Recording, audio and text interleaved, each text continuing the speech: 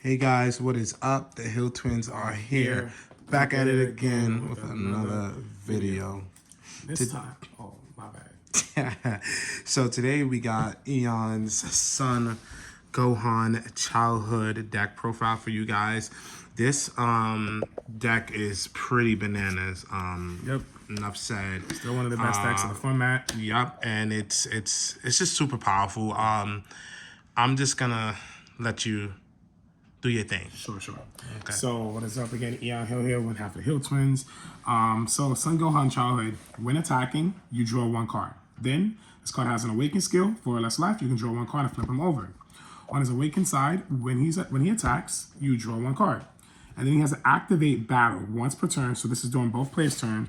You can place one of your energy into the drop area, and this card gains 15k power for the turn. So this card becomes really powerful and difficult to net damage on when he's awakened, especially under specific conditions. So that'll be that. And he's a very powerful leader. So I'm moving here. So the first we do is for Son Gohan childhood. He's a 1-drop 5k, and he says on play, look at the top 3 cards of your deck, add up to 1 Saiyan card, and especially traits with a 5 or less, and add it to your hand, and then you can return the rest of the deck at the bottom of the rest to the bottom of your deck in any order. So he's just a cantrip. He searches out for your most prominent cards in the deck, and he will help you defend. Right. The biggest thing too is searching the Saiyans is very important because you have multiple different cards in your deck that basically ramps you, and so he's important because you get to pick and choose which one you really want, like for the actual, which one you need. Right. So the next one we do is 4 Son Gokus. And this one is just our Stella. There we go. 1-drop 5k combo. And it's gonna draw us 1 card. So again, hopefully this one hits, keeping our hand decent, and it's gonna create Stella combo value. Then we do for our 2 drops, we do 3 Trunks Future. Now Trunks Future is a 25k 2-drop, and he's a plus 10k. And he has a permanent that says when this card this card can't attack opponent's leader cards. So why are we running at 3 if it can't attack leader cards? Well, essentially, one of the weaknesses of Gohan is aggro. So what we want to do is make sure that we have a card that's going to be able to mitigate the early game pressure. So by just pressuring back at 25k and saying, hey, you can't kill me on the swing back, this card becomes cumbersome to kill, but also it helps us pick off pesky 20k attackers. Right. As well as, again, it's pretty multi-purpose. Yeah. Because it's a free 10k.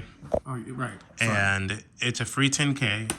And on top of that, it can become something that's important to play when you need it. Right. Turn 3, we have our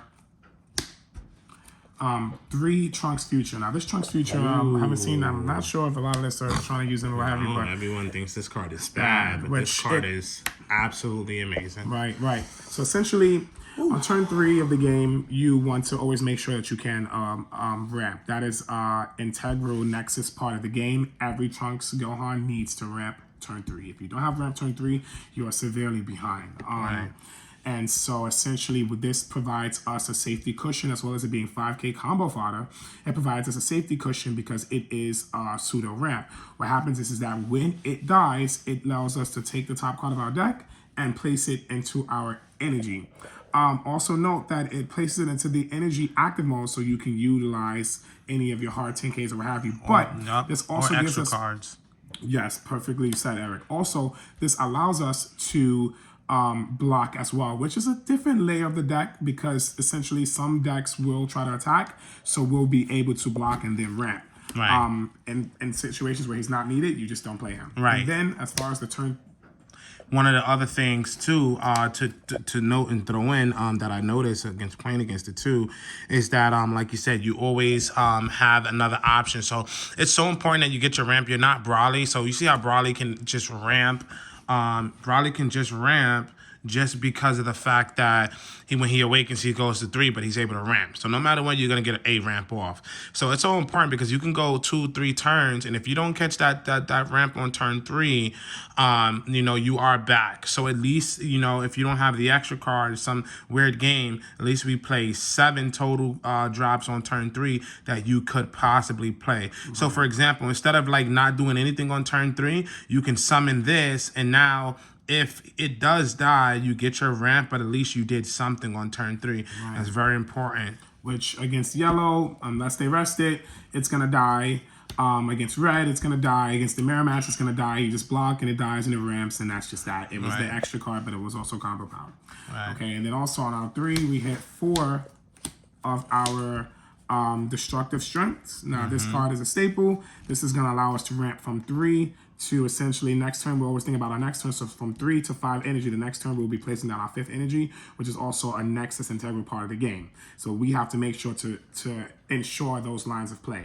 So these allow us to create different elements that allow us to still stay on par with what it is that we are trying to do. And again, we're gonna go so much more. So now we go to 4. Our cards on the 4 drop is 4 Vegeta. Vegeta is a 4 drop plus 10k on play, add up. So this is important to 1 card with a cost of 3 or more from your drop to your energy in rest mode. So you have to have the 3 drop. So in drop. So hopefully this died the turn before or that. Hopefully we'll be curving him on our 5th energy.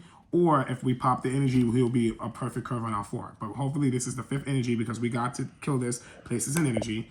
And then he also has an activate main. Once per turn, you can discard 1 card from your hand to choose up to one of your opponent's battle cards with a cost of 2 or less and KO it. So again, this card helps us clear pressure that's on the board. We want to make sure that we're defending and just mitigating. Another thing is it's a 10k, so it's also really good because you can summon it, ramp.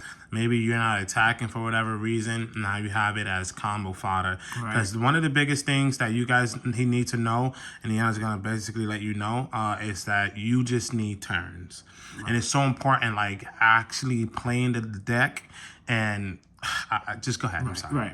No, you're good. That's an excellent point. I was going to bring that up towards the very end of the game as we wrap the summary into. We'll talk about that more on our other videos to come. 100%. Then our turn 5, which is similarly the same turn, especially if we hit our turn 3 ramp.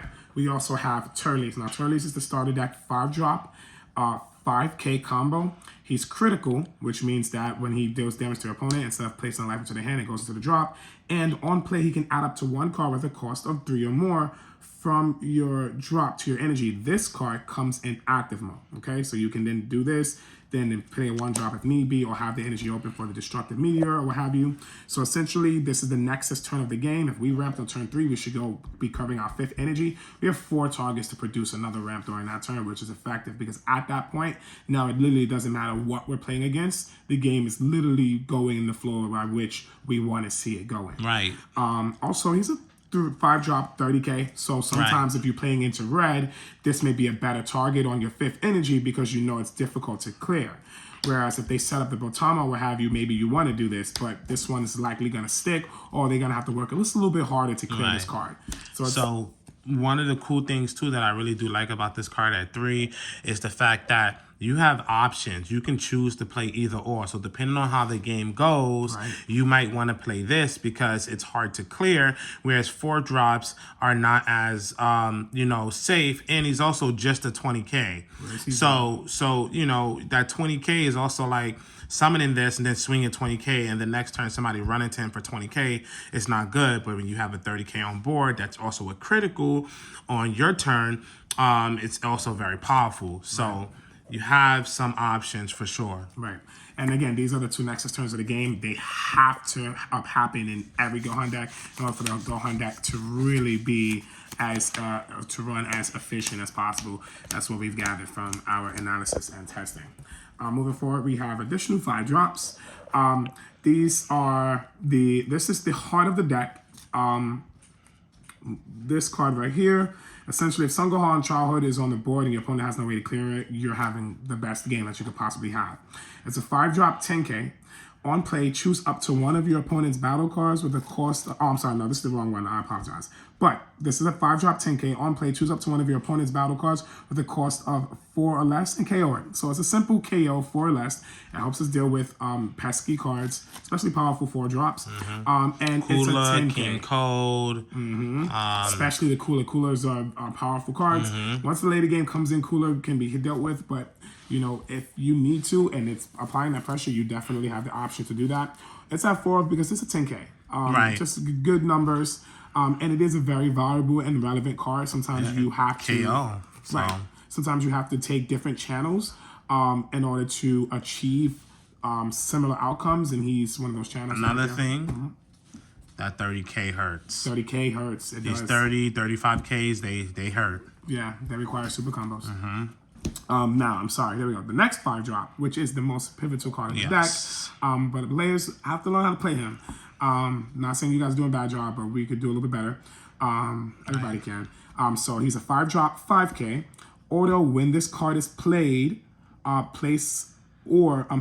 this card is played or when a card is placed in your drop from your energy, add the top card of your deck in energy and rest mode. So This is king, literally. Similarly on 5, and this is just important, we also have this option as well, right? So we actually have multiple options on the first Nexus, obviously the second Nexus turn to really hit our ramp and create outstanding value, okay? Right. And then again, you know, if this is one of the best cards you want to ramp, however, if you feel like he's going to be threatened by red and you're not really awakened yet, or you don't need it because red is going to try to kill him, what you can do is set up one of these guys instead, and he's not going to be vital until later on in the tertiary stage of the game. So you'll drop him at some other stage of the game, and then you're doing pretty good for yourself. Yep. One of the biggest things too to take note for is the fact that you know, it's very crucial when you play this card. Right. We see a lot of people slam it down. You don't always have to do that. You want to do that if it permits it, but otherwise you don't want to just lose these cards. You may have ramped one, you may have charged one. So it's very important on when you use it. Also, it's a 25K. It's a 25K. Lots of times you don't want to attack with it. So again, you might not want to drop with it if you need an attacker. Moving forward into our 6-drops, we have 2 of the Son Gohan Childhoods on play. So the 6-drop 5K on play. Add the top card of your life to your deck. Sometimes it get rough out here for a player. So what you got to do is just make sure that you can stay in the game. We just play 2 just to make sure that, you know, it's just a different layer of defense. It's a decent card. It's a 5K. It's really good. Sometimes you might take that double strike, or you might take that single strike and be in a double strike range, and then you're able to play that. So it's additional good. 6-drops. We played 3 double strike Android 18. I mean, the card is bonkers. It's a 6-drop 40K double strike. Double strike on play. Choose up to 2 of your opponent's battle cards with 3 or less and KO them. So it plays great into yellow, great into red. Not so well into this deck, but the double strike does hurt. Double strike 40K. It is. So you start throwing them extra cards on them. Yep. So yeah, very great card. Yes. 3 is a good number for 100%. Because it's a hard 10K. You want to be able to charge one and maybe see 1 or 2. We do one Son Gohan Childhood. Largely we only own a copy anyway, but one has been smooth. When this card comes down, it's going to clear opponent's 5K or less. It can't attack for the turn. And that's probably one of the reasons, one of the smaller issues we have with the card is because sometimes we got to drop and go. We're behind in life, and we got to mitigate that. Right. You can omit the KO to attack, which is important to take note of. So if you at 1 and you just want to attack with it, you can, because the cost is to discard the card. Right. So if you do not pay the cost, then the effect does not trigger, and you know. Then we have, let's just go back into this. So we have our 3 Raleigh BRs. Raleigh BR is kind of king, very difficult to deal with towards the tertiary stages of the game. He comes out, he's going to swing dual attack. He's probably going to kill almost any battle card he runs into if you have to. Or he's just going to hit you down to, to that double strike range or to Yeah, that he's one life literally the range. best card in the game for just. I mean, for green in general, he's the best boss card in the game. He's essentially a 5-drop, and he's dual attack, 45k, draw a card, and KO anything. He's the only card that KOs anything in this game. That way, he's just stupid. And then we run 4 Super combos. King Vegeta super combos. You just gotta run 4 super combos. Right. And then last but not least, our extra cards, we do 3 gigantic meteor. So 1 drop that lets you get 15k. Show all the extra cards and first. And then we do the instant Kamehameha. Okay, there we go. Gigantic meteor, 15k. And then you get 10k if you have 6 more energy. It's very easy to create. And then we do instant Kamehameha. This is a 0 for 15 by placing a card from your energy in your drop.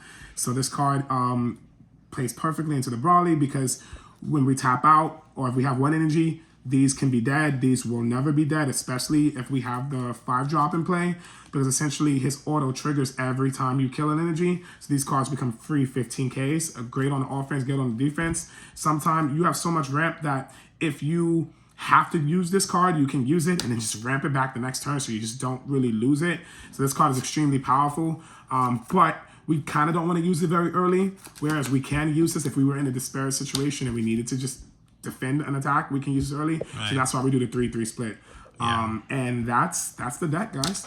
Right, and I really like this because, like I said, this coming in during the greater stages of the game where you got to defend yourself or when you're going off a game is so important. Right. So gigantic media is amazing as well.